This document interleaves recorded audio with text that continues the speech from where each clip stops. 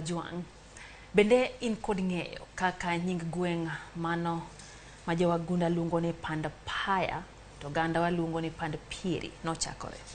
Jafwambo marwa Millicent Adhiambo kawuono kolonwa chakruok mar nying no e chenro mar ng'e gwengewa.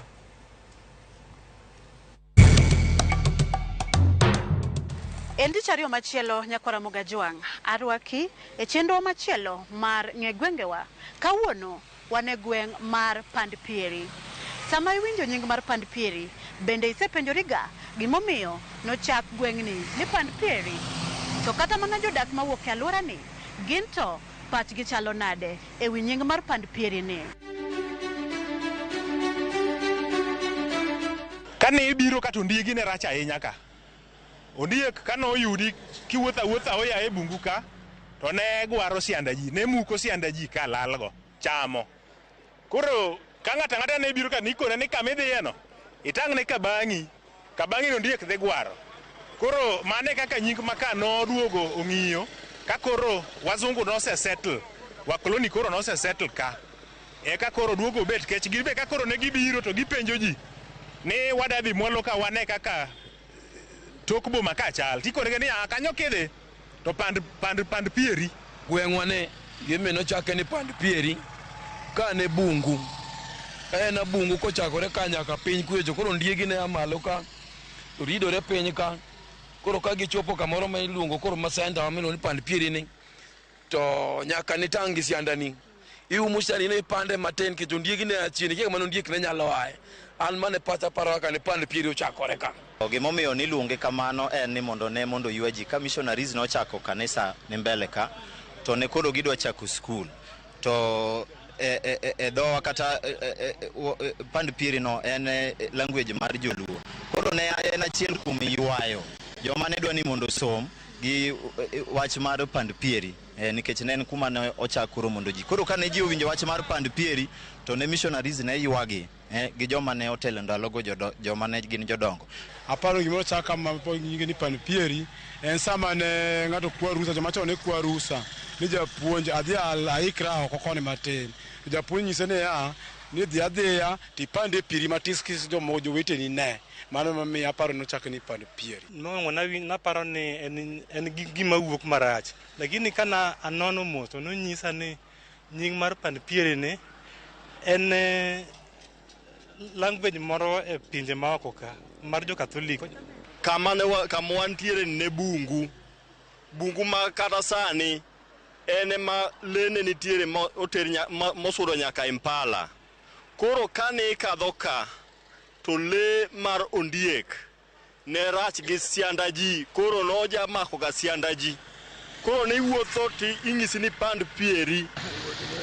To adieri ewi nonro mar nying mar Pand Pieri ni nowuok kanye?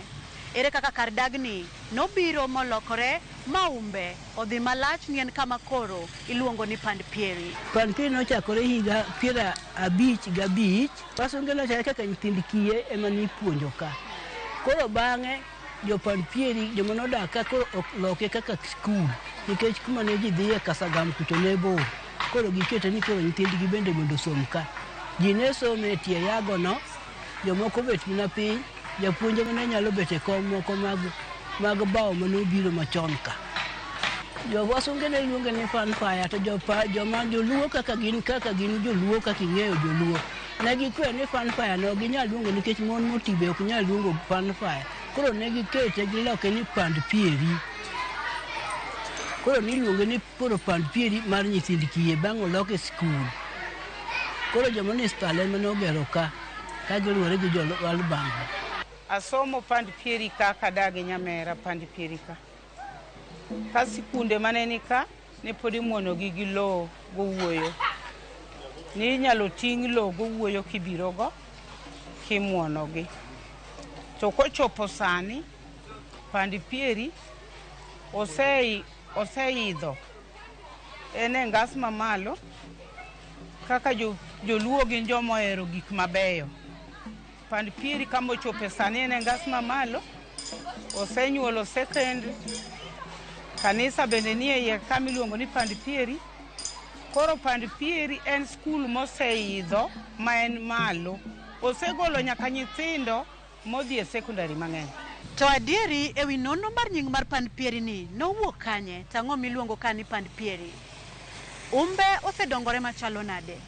Tang'o makae ong'ere godo? Nyinge no emomiyo odhi sana, kech nyinge no kende is very interesting. Kiwinjo ni Pand Pieri, wan kwa thindo, winjo Pand Pieri kapod walak, nwang'e en gimoro malich sana, to wadugo wang'eyo ni kare en mana gweng'.